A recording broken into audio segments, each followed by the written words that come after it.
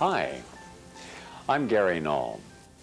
What I'd like to do in this program is get you into power walking, or health walking, whatever you want to call it. They're both the same thing.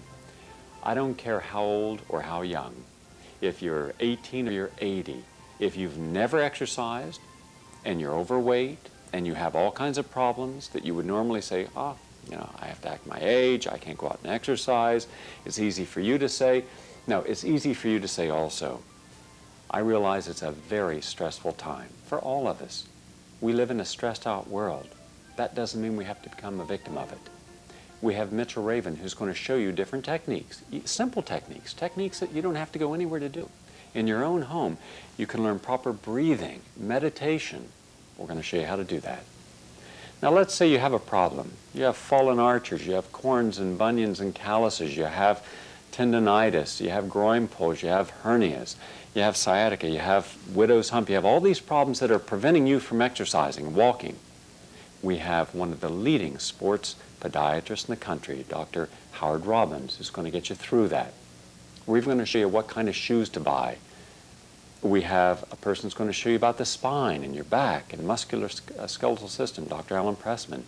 To build up your immune system, get you as healthy as you can be, we have Dr. Martin Feldman and Dr. Christopher Callipy. All in all, we have all kinds of people in this program looking at every part of your life, trying to help you in every way we can. But of course, then it's up to you. You have to have the desire. You have to have the will to say, yes, I don't want to just get old and diseased like everyone else. I can change it. Remember, there is no disease that is normal for aging. Not arthritis, not cancer, not high blood pressure, not obesity. No, none of those are normal for aging. There is no disease for aging. It's my belief that we should be living to be about 130 to 140, and very healthily at that. Most people are not healthy beyond the age of 30, 40. We can change it. Let's start now. All right? We're going to deal with everything.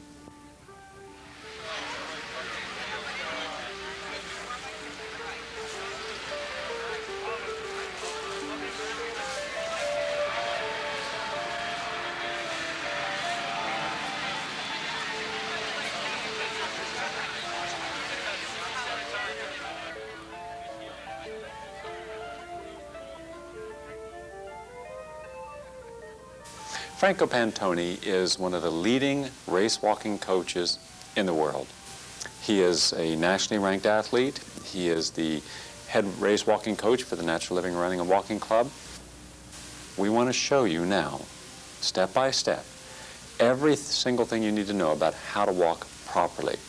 Okay, so going over the style of race walking, which is something that everybody has been doing so far, just that we're not aware of it. It's going to sound complicated to you folks, but I'll try to make it as simple as I can. The position that you want to assume race walking, it's always a straight posture, always straight. You want to lean forward about 4 or 5 degrees only from your ankles, not from your waist, not like this, straight up. Think that you are very tall and you have a string in here pulling you up.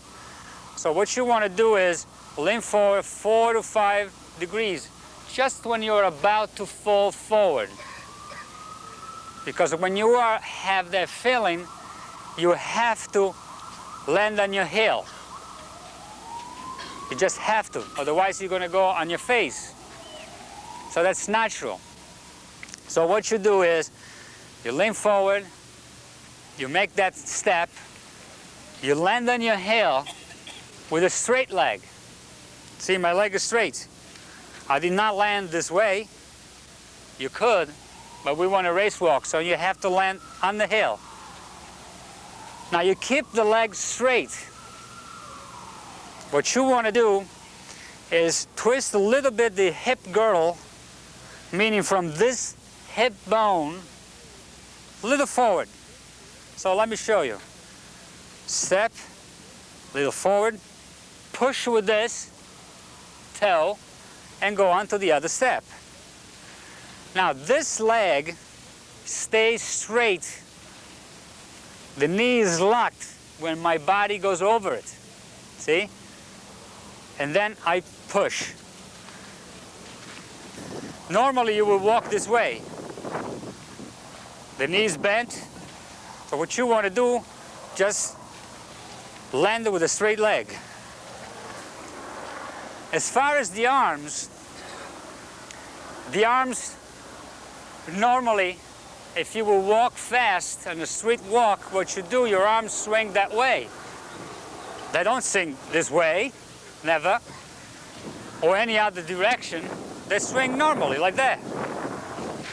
What you want to do is bring the arms into a 90-degree angle. So the pendulum, so-called, this is a pendulum, becomes shorter. And it gives us our hip more rhythm to move faster. So in order to get that feeling, there are a couple exercises that you could do and get the feeling of the movement. One of them is to put the arms over here or in the back, however you want to. But if you walk on a straight line, you begin to do this movement. Hip, hip, hip, hip, hip, hip, hip, hip. So it's not sideways. It's not like that. Not at all. Because you're putting energy sideways. It's not this way either. What you want to do is put two fists in front of your chest, about 6 inches from your chest, nice and relaxed, and swing them naturally. So now when you're beginning to put it together, the leg lands straight, keep it straight, the knee locks as the body goes over. Don't forget to push with that toe. There's a lot of things to think about. And then you go forward. Now you're beginning to walk your arms. Because if you walk sideways, you're going to injure your hips. You're going to pull the wrong muscles. So you've got to walk straight, straight, straight. See? Like that. I guarantee you that once you get going walking and you get the hang of it, it's better than a lot of sports. One, because it's different. Not too many people can do it. Two, because it's injureless if you do it properly.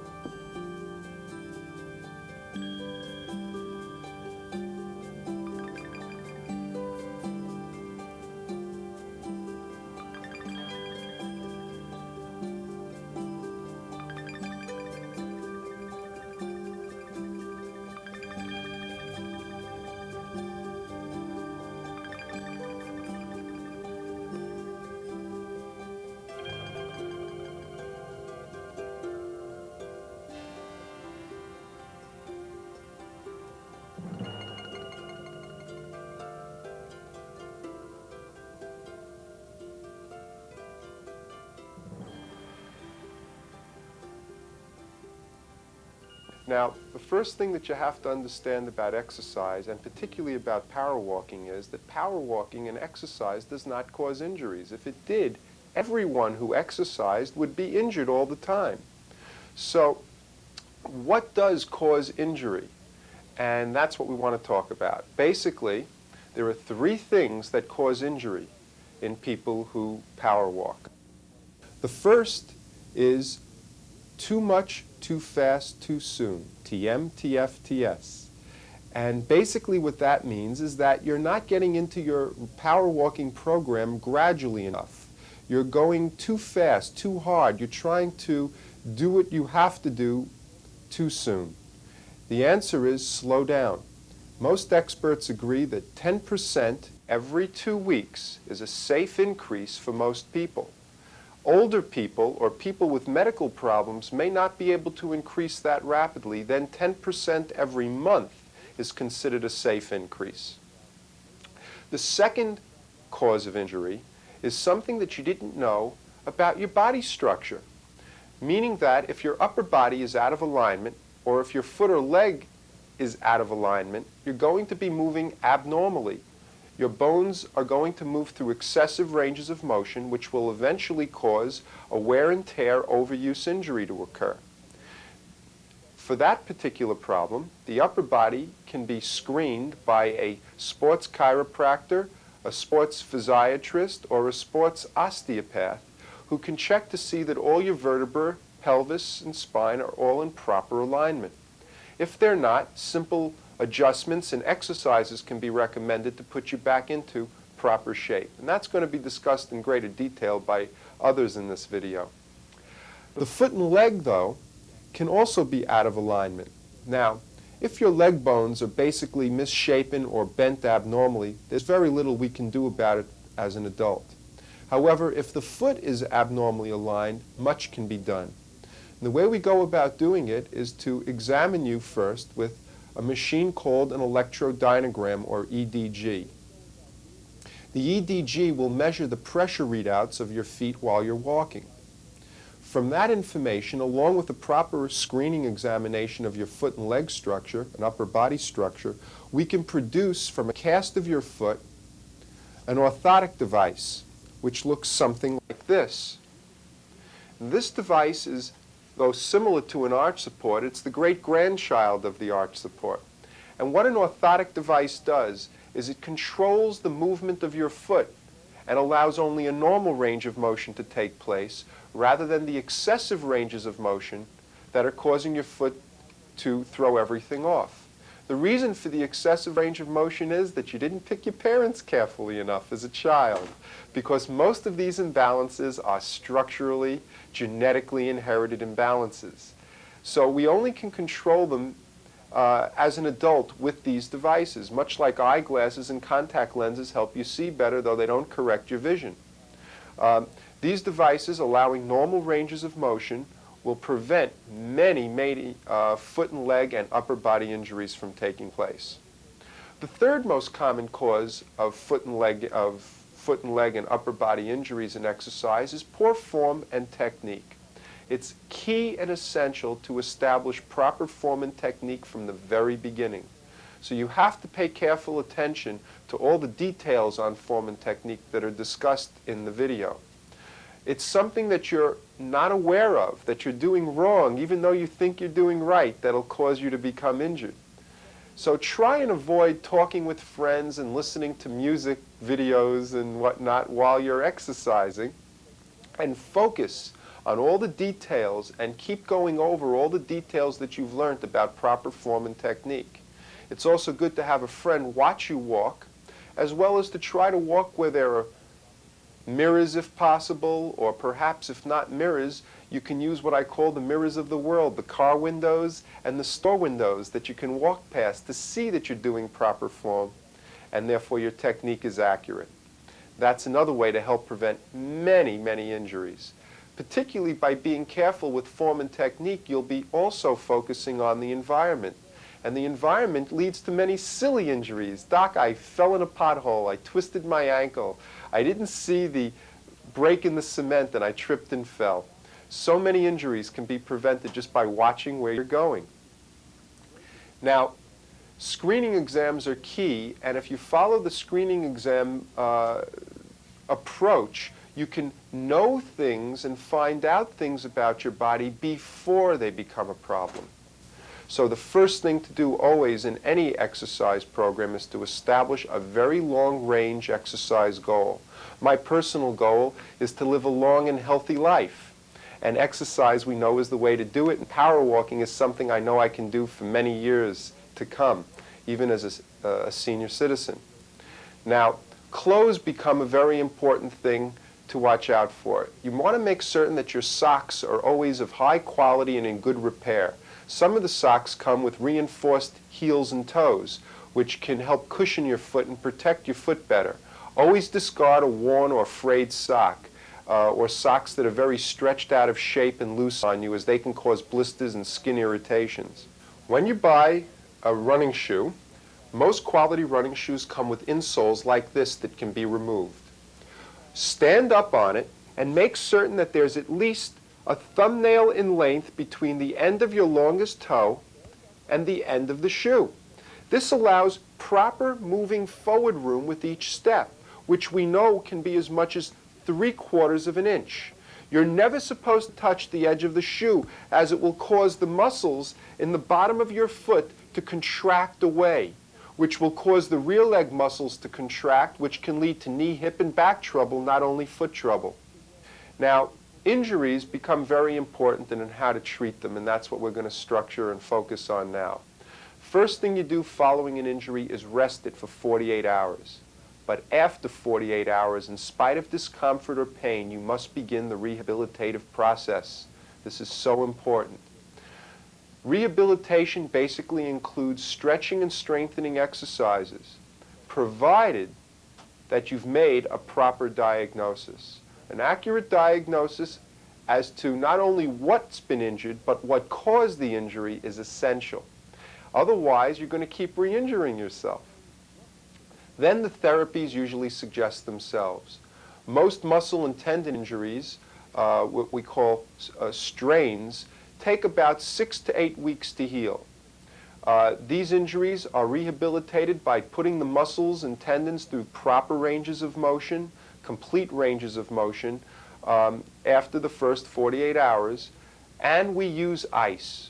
We not only use ice to treat the pain for the first 48 hours, but we use it to help us during the exercising portion that may be uncomfortable after the first 48 hours. Ice is used in a simple way. I always recommend a simple plastic sandwich bag with a few ice cubes, just large enough to cover the injured area, and maybe a little bit more. And the ice is always applied 10 minutes on, 10 minutes off to prevent overfreezing of the skin. Avoid the synthetic ice, as that tends to freeze the skin to lower temperatures than real ice does. Following using ice after the first 48 hours, we can use combinations of ice and heat. The basic rule to follow is this: in pain, use ice. If you're in doubt whether to use heat or ice, use ice. And if heat seems to make the discomforts increase or pain come back, go back to ice again. Heat is still also best applied by using a hot, wet towel wrapped around the injured area or laid over the injured area. You can leave the hot towel on for 10 or 15 minutes and then take it off and replace it again as quickly as you can with another hot, wet towel. One of the things it does is as it cools down, it draws out the inflammation. Hot baths are good, but the hot, wet towel is still the simplest and most inexpensive way to do it. So to summarize, when you have an injury, remember to use ice for the first 48 hours, get a proper diagnosis, and then start a rehabilitative process with stretching and strengthening exercises. Make certain that you wear shoes with the proper length and width, and make certain you have a thumbnail of length between the end of your longest toe and the end of the shoe. Make certain the shoes are laced on securely.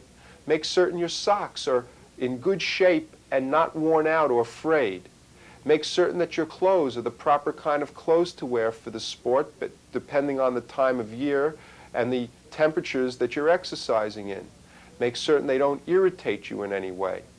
Make certain that you establish your exercise goals so that if an injury does occur, you're more likely to get right back into things rather than being dissuaded because of discomfort to ever exercising again. Also, make certain that if you get a screening exam from an upper body doctor who recommends an exercise program, you stay with it, and from a sports podiatrist that you get the proper orthotic devices if you need them. Make certain that you watch your form and technique while you're exercising, as that's so important. Be aware of the environment so that you don't fall into a hole and get hurt. And if you follow all these rules, power walking should be a safe, healthy, and wonderful sport for you to follow for for the rest of your life. So keep walking, walk healthy, and walk well. In this segment, we're going to talk about shoes, the shoes that you exercise in. We're going to look at new shoes and old shoes. Here we are in the Super Runner shop in New York. This is a wall of brand new shoes, and here's an old one. This is one that I've used, and it's wearing down. It's time to be replaced. How do you know a shoe is wearing down? Well, for one thing, the stability is lost. The foam, the rubber that keeps it stable starts to get weak. It starts to wear down on the outsides in the back. Now normally, if you look at a shoe, you expect it to wear down right in the middle and the back, but that's not what happens. Actually, your foot lands slightly to the outside, and then you roll through and push off the middle of the shoe. So if you have your shoe wearing slightly to the outside and the back, that's good. If it wears down too much, then you're going to be landing on a shoe that's already giving way too much, and it'll knock off your alignment. So you want to have a shoe that's in pretty good shape. A few hundred miles of exercise is usually enough before you move on to another shoe. A good idea might be to have two shoes and switch them back and forth. That way, if there's any problem with one shoe, it's not going to be exaggerated by using that shoe that's not supporting you properly full time. The new shoes, this is an assortment of a lot of different manufacturers. I'll just pick one at random here and show you that for a good shoe, you want to have pliability in the front. If it's too rigid, it's going to be fighting you when you push off. So make sure you start off with a shoe that's pliable enough up front and rigid in the back. This back part is very strong here. It'll give a little bit, and it'll probably give more as you wear it. You want to have a shoe that's comfortable in size. It should be about a half size larger than your normal shoe. The best time of day to buy a shoe is in the afternoon, when your foot is already a little bit larger than it was when you started in the morning. It swells up a little bit during the day, and that way your foot is at its largest when you're trying them on, and you'll know you'll get the best fit. Now, I'd like to show you how to test to make sure that you have the right shoe. It's very important to do this, and what I'm going to do is work with Elisa. Elisa, would you come out, and I'll show you this technique. What I'm going to do is test Elisa's leg. Now, she's going to lift the leg up like this. My hand, one hand is under her knee, the other hand is on behind her Achilles here, the Achilles tendon. And I'm pushing down, and I'm asking her to hold her leg up and not let me push down. So she's resisting this movement, and I'm pushing down. Okay, now you can let go and let me push down. Okay, see? Now, that's the way the foot would go if she wasn't able to resist. If the foot that she's standing on is not aligned properly, just your foot being a little bit off, the body will see that and say, we can't exercise this way. This is dangerous. So muscles will start shutting down. And that's how come when the alignment is off, that's why the leg gets weak automatically.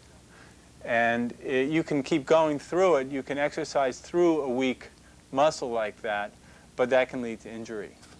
So when you go into a store to buy shoes, put on a pair of shoes and have somebody, bring along a friend, and have somebody do this test.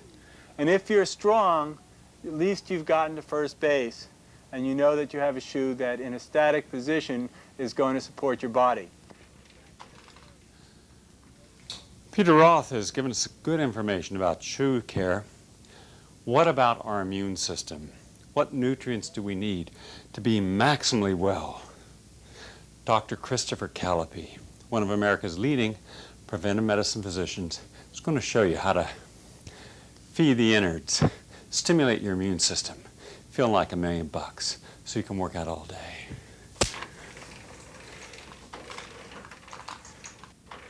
One of the most rapidly growing exercises in sports today is power and race walking. It can give us significant benefits for our immune system, for our circulation, as well as decreasing risk for injury during exercise. If we add proper nutrition, meal planning, and nutritional supplementation, we can really achieve optimal health and wellness. Over the past 10 years or so, there's a lot of exciting information that's coming out of the fields of exercise and nutrition. We know that improving our body function through utilizing natural supplements as opposed to synthetic substances can enhance our body function without risk of increasing heart disease or adrenal disease, those diseases that are incurred by use of steroid medications. We know that nutrients can enhance our body function, decrease our risk for cardiovascular disease, atherosclerosis, and we can enhance our immune function. A lot of individuals are turning towards aerobic exercise, which will increase oxygenation of our tissues, which will enhance metabolism and all body functions. We can see that individuals are more eager to learn about nutrition and the proper ways to exercise. Diet and nutritional supplement recommendations are extremely important and must be tailored to each individual. We should also utilize concepts that involve either a physician or a nutritionist when planning our own specific diet recommendations. Some general recommendations include minimizing exposure to refined sugar. This will only increase our blood sugar levels, therefore increase insulin secretion, and either cause hypoglycemia, low blood sugar levels, or increase our risk for heart disease. We should remove caffeine and alcohol from the diet. These things have absolutely no benefit and can only deter and interfere with normal body function. We should remove animal fats. These substances can increase our risk for various types of cancers. We should take soda and other preservative-containing substances as well out of our diets. The best substances to incorporate into the diet include complex carbohydrates. All of the vegetables, green and leafy vegetables, fruits can give us a significant amount of vitamins and minerals. We can utilize these substances in various cooked preparations, and we can also juice these substances. If we're juicing, we can enhance absorption of all of the nutrients because liquids are much more easy to absorb than solid substances. Some of the most important nutrients that we could bring into our bodies include substances such as vitamin A, vitamin C, vitamin E, and beta-carotene. These are antioxidants and have shown to decrease our risk for cancer. The antioxidants will bind and neutralize free radicals. Free radicals are substances that can damage any tissue of our body. We need to incorporate zinc into the diet and B6. Deficiency of zinc and B6 can decrease our immune function. The B vitamins are important in terms of brain function and neuromuscular function. Coenzyme Q10 is a substance that increases cardiac output as well as endurance and stamina. Selenium is an important antioxidant. This will also enhance heart function. Calcium, magnesium, and potassium are important in the neuromuscular function. And if we are depleted in magnesium, we can experience episodes of chronic fatigue. This can also occur with low iron levels, low hemoglobin, and low red blood cell count. Arginine and ornithine are two amino acids that can help increase strength and size of muscle, as well as chromium. Chromium enhances our glucose and glycogen metabolism and can decrease problems associated with hyperglycemia and hypoglycemia. Chromium will also increase muscle mass. Zinc is an important nutrient because zinc deficiency can decrease our immune function. As we age, we need to keep in mind certain important considerations. Our bodies decrease absorption and digestion of nutrients. Many times, older individuals don't eat the proper diet because they feel that they are less hungry than previously. They may have a decrease in circulation and a decrease in range of motion of muscles and ligaments and tendons. Older individuals can enhance digestive capacity by using digestive enzymes before eating their meals. There's research that shows that if we don't break foods down to the proper size, the substances that are absorbed may cause allergic type reactions. If we utilize liquid substances containing vitamins and minerals, such as juices or amino acid liquids, we can enhance our absorption of the nutrients. It'll be easier to get these things into our body. We can decrease bone damage and fracture of bone by taking in proper nutrients before, during, and after menopause, and by increasing exercise capacity. We also can decrease heart disease and diabetes by increasing exercise. Exercise increases HDL, the good cholesterol, and decreases the bad cholesterol, LDL. We can also metabolize blood sugar much more easily when we incorporate exercise into our diet. Many studies have shown that the more exercise we do, the more we can put off diseases like adult onset diabetes. There's a great deal of medical research today that tells us that we can change the course of many chronic diseases. This can be done through increasing exercise and through maximizing our nutritional status. With the proper diet recommendations, with vitamin and mineral supplementation, we can decrease our risk for various types of cancer, as well as heart disease, diabetes, vascular diseases such as stroke and hypertension. We also have the ability to strengthen our muscles, strengthen our immune system, and enhance our quality of life. We can do this very simply. We just need to take the time to learn more about exercise and nutrition. Now that Dr. Christopher Calluses has shown us how we can enhance our overall immune system, therefore we can train better, that we can build up our overall body internal integrity, so we're balancing our biochemistry. What happens if we don't have good digestion? What if you've been eating under stress and eating too many saturated fats and refined carbohydrates and animal proteins? You have, in effect, overworked your liver, your pancreas, your gallbladder, and your stomach. Dr. Martin Feldman, a preventive medicine specialist, focusing in on digestion, energy enhancement, immune enhancement, absorption, elimination. Let's see what he has to say that he can help us with. We're talking about low energy, which is prevalent. In America now, it's a major aspect of all life. And there are two aspects of low energy. Number one, if your energy is too low, you don't have the ability to get yourself moving to go out and exercise. That's one aspect of it. The other aspect is that we really want to have the body optimized. One of the points of exercise is to optimize body function. And as part of the whole package, one might as well try to optimize biochemistry. That is, in addition to your physical endurance, we want to get you biochemical balance and biochemical stability and biochemical optimization. And this, fortunately, is not that difficult if one considers some of the complementary aspects of medical practice. And these go beyond the standard medical model, whereby the medical model looks for a disease state and is basically ready to only treat a disease. We have a new model, a complementary medical model, and that model says we want to optimize. We have a whole new vista of medical aspect. We want to get the body to be working tip-top. And so one aspect is to understand why the body had low energy to begin with. And that, number one, low adrenal function, very, very, very prevalent. Need to take coffee in the morning, wake up tired, get a little dizzy when standing up quickly because the blood pressure is off. You may have large pupils, and it's a package deal. That's an adrenal package. How do we fix low adrenal?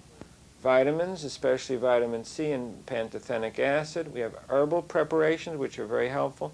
We have homeopathic preparations that are part of the homeopathic pharmacy. These are very, very sophisticated, adrenal-targeted repairers.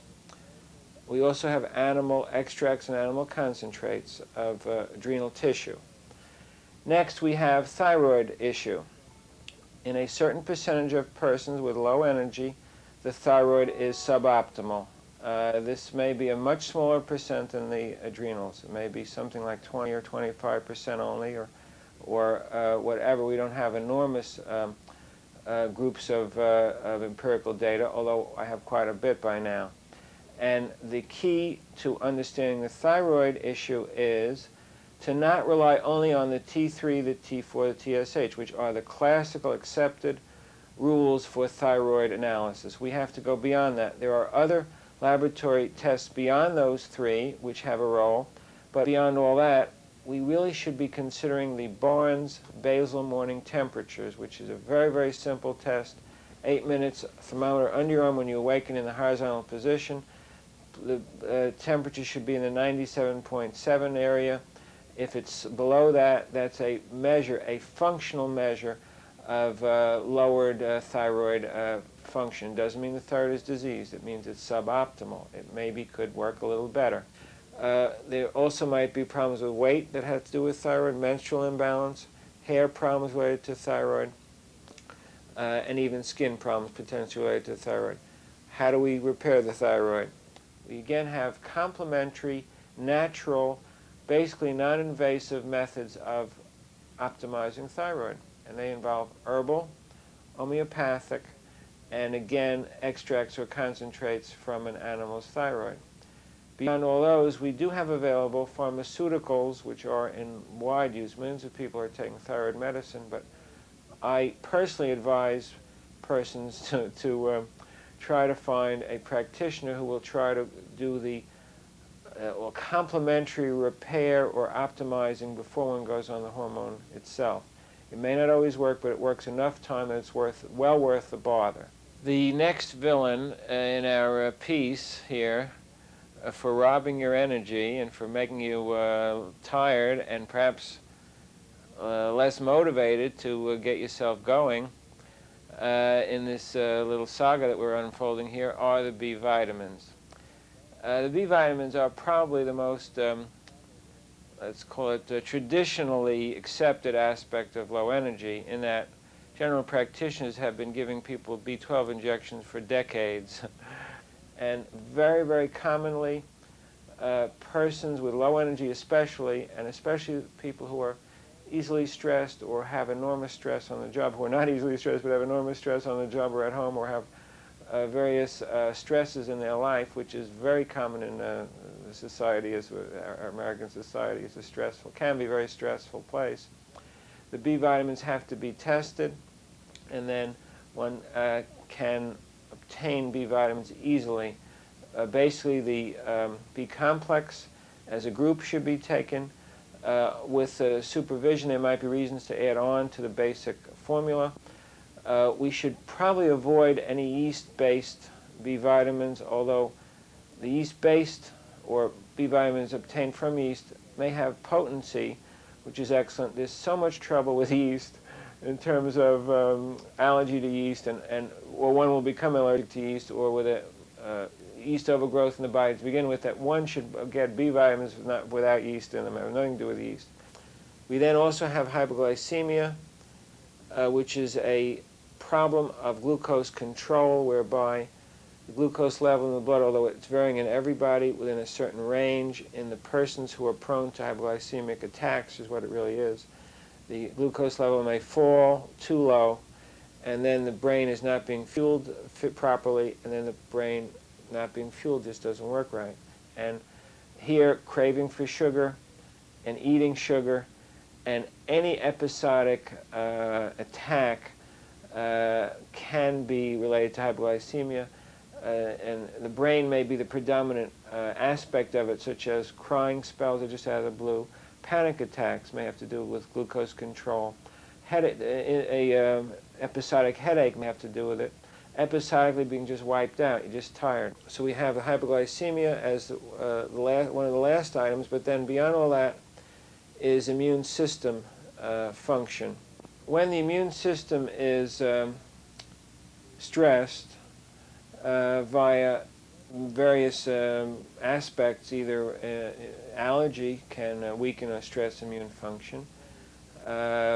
Foods caffeine is just one of many foods that can, in the allergic person, also stress immune. repeated infections of either virus or bacteria are immune weakening. And we're unfortunately seeing more and more people presenting with lowered immune function. When the immune system gets low enough in function, or when it gets weak enough, or when it gets suboptimal enough, it then, in one way or another, seems to drain or interact with the hormonal system, such that I think that part of the lower adrenal function or lower thyroid function or other aspects of body metabolism, it may be that the immunity is crossing over and weakening other parts of the body, so that one whole aspect of keeping the body optimal, and especially keeping the energy optimal, would be to have immune power, immune balance as part of the whole method of keeping the body tip-top. All right, so everyone who's going to do power walking and other exercise really should be checked out by some competent person, hopefully competent person, to profile where you are before you start. If you profile your weak areas before you start, you know what you got to work on. Also, as part of the whole package, we don't want people just to go out walking and, that's the whole intervention here. We want more optimal function of the whole body, and this involves, in addition to the exercise, the physical exercise, we also need biochemical analysis and biochemical balance, and hopefully, therefore, you can feel better, body will function better, you'll live longer, and you'll probably be happier. Well, we're going to start a process today, a process that hopefully will end up changing some of your lives. And that process is learning how to put yourself not just in shape, but the best shape you've ever been in. It doesn't matter what your age, by the way, whether you're 17 or 85 years old. Running and walking does not cause injuries. Doing it incorrectly does. You've got some of the finest coaches in the country teaching you, including some of the former and current marathoners and people who've been through this process for some time. Health walking is just a normal walk. Power walking is when you walk very dynamically, where you're using all your muscle groups and you're doing it very fast and aerobically. Race walking is simply going to the maximum capability of power walking. Normally, you only go to about 70%, 80% of your normal potential when you're power walking. Race walking, you go the full distance. The actual techniques are not that difficult to learn. In reality, you could learn them all in one day if you remembered everything. The trouble is our body already has a memory. And we've got to break some of those old memory patterns, because if you're used to walking with your neck craned out or down, or your shoulders forward, or way back like this with your pelvic muscles forward, if you're used to running with your arms up here, or walking, sashaying from side to side, you might have someone tell you 1,000 times, straighten out this and lower this and wrist bone at the hip bone. Consciously, you're hearing it. But what's also happening is immediately the memory is coming right back into form. You're bringing yourself right back to where your body has been conditioned. The immune system has a memory. That's why when we start to get sick, if we're under stress, and if we've used sickness as a way of escaping dealing with issues when we're stressed, the moment we're stressed, our body automatically begins to process that stress-sickness syndrome. Similarly, if when you were younger and you came to a hill and you started up that hill and you found that you couldn't do it, so you just started, well, even though you're in great shape, you come to a hill, you'll find the same process occurring very often. So we have to go beyond this body-mind connection. We have to, in effect, reprogram ourselves for optimal wellness. I was determined to do the marathon as a celebration of my 60th birthday, and I did it in spite of the pain that I endured, because I developed blisters, I have bunions, I have hammer toes, and when I was going through the marathon, there were times I thought to myself, oh God, how will I ever do it? But somehow or other I was able to finish it, and finishing it has given me this feeling that, well, if I could do that, there are certainly many other things that I could do in my life, and I look forward to doing it again many, many times, I hope. And we've got some other people here. Come on up here, Peter. Some of the rest. What do you want me to tell these people? Your experience. Okay, this was my second marathon, and I had wondered whether the second marathon would be as great as the first. There's only one first. It was just as good. It's so empowering. It's one of the finest things you can do. What can't I do if I can run a marathon? I was just like you 2 years ago. Run 26 miles, it sounds ridiculous, but I've done it, and now I've done it twice. What can I do? Stick with it. Thank you, Peter. All right, Peter.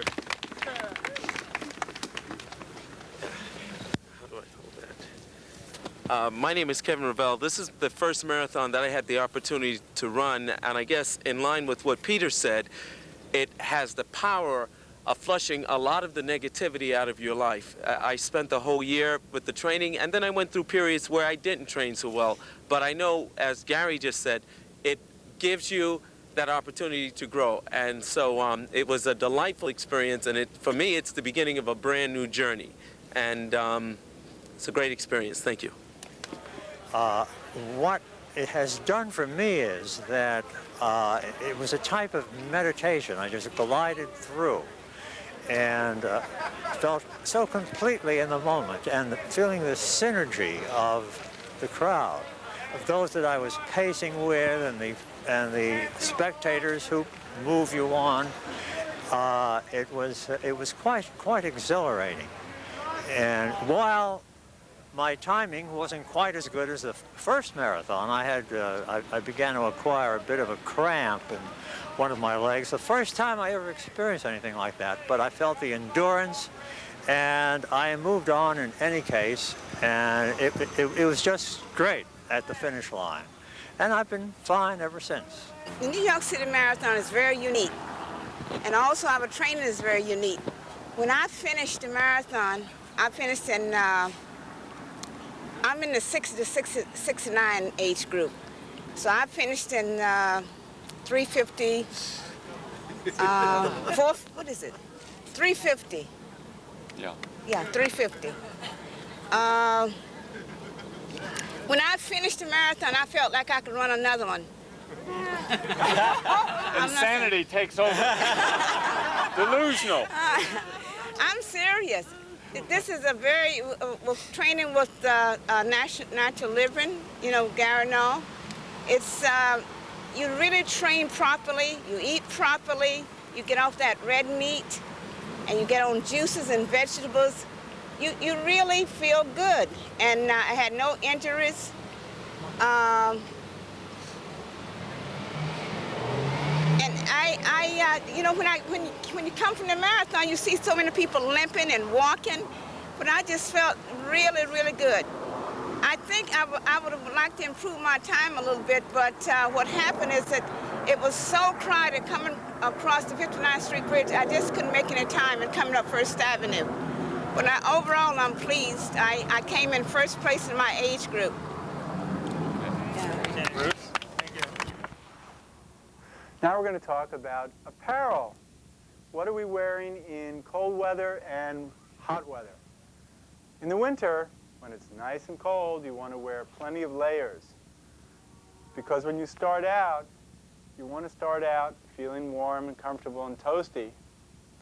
But as you exercise, you're going to get warm from the inside out. And as you get hot on the inside, you're going to be getting too hot and too wet. And after a while, you're soaking wet and perspiring a lot. And all of a sudden, you get hit by a cold blast of wind. And it just chills you down. You're a little bit tired at that point. You just can't generate that steam, that heat that you've been generating. And all that moisture that is inside here is going to cool you down, and you end up with hypothermia. Hypothermia is very dangerous, and if you slow down and stop and sit down outside and you're wet, cold, sometimes you just don't get up again. Skiers know all about that. People who live in cold, mountainous regions are familiar with that. That you've got to always feel strong and have enough to get home on. You need enough to get home. When you go out the door in the cold weather and you feel that wind hitting you in the face, that's the direction to exercise in. Because then you're strong, you feel great. When you get out to where you want to come back and you come back with the wind behind you, it's pushing you home. So make sure that you start off bracing yourself and going out and being a little bit uncomfortable maybe at the beginning.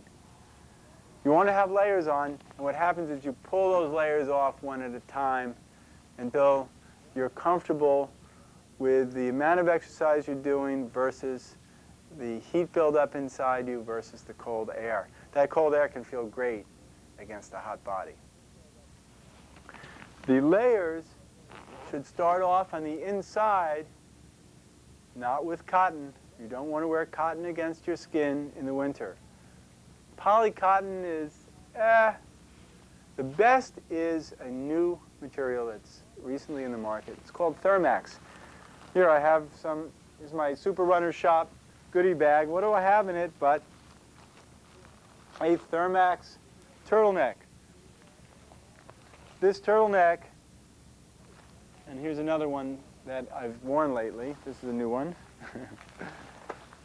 Here's my used one. This keeps me warm and wicks the moisture away from the skin. It's a great insulator, but when the body perspires, this takes that moisture and keeps it away from the skin, and you won't get cold. It's fantastic. I just used it recently, and it was a cold day, and I didn't feel wet nor get cold from that wet feeling, from not having a wet feeling. Here's a hat. Always wear a hat in the wintertime.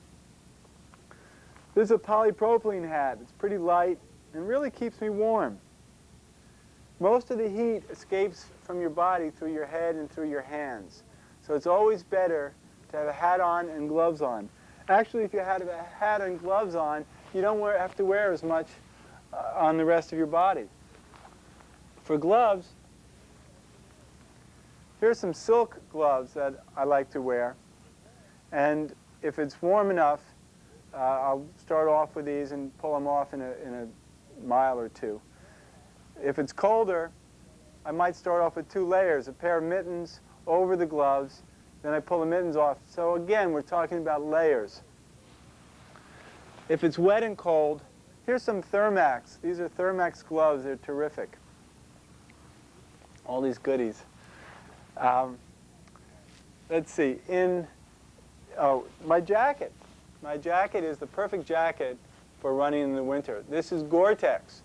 Gore-Tex keeps the rain out. It's really waterproof, and yet your skin can breathe through this material. It's a wonderful discovery. It's actually, Gore-Tex has been around for a while, and it's in a lot of clothes that you can buy nowadays. For pants, I'm wearing some Lycra pants. These are pretty good except when it's really cold. When it's really cold, the best pants I found are a blend of cotton and polyester with some Lycra. This is a terrific warm pant to wear, and when you start off you feel warm. Actually, when it's about 55, 60 degrees, these are too warm. These are really for 30, 40 degrees or below.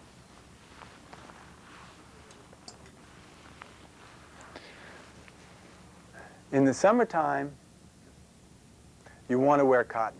Cotton is great in the summer. Here's a cotton shirt. Keeps you wet. That's the idea with cotton. Cotton absorbs moisture and holds it. So if you're wearing a cotton shirt against your skin, it's keeping your skin wet, and that wetness evaporates and keeps you cool. always wear cotton next to your skin. And not against your feet, though. You don't want cotton socks. These socks are double layered. They're rayon, and the layers rub against each other rather than your foot rubbing against your shoe, and they'll keep the blisters away. It's very important not to wear cotton socks because the cotton balls up, it gets wet, and it ends up creating a misalignment in your foot. When it balls up in certain areas, your foot already then is out of balance and you're in trouble. So let's see. I guess that's it for running clothes.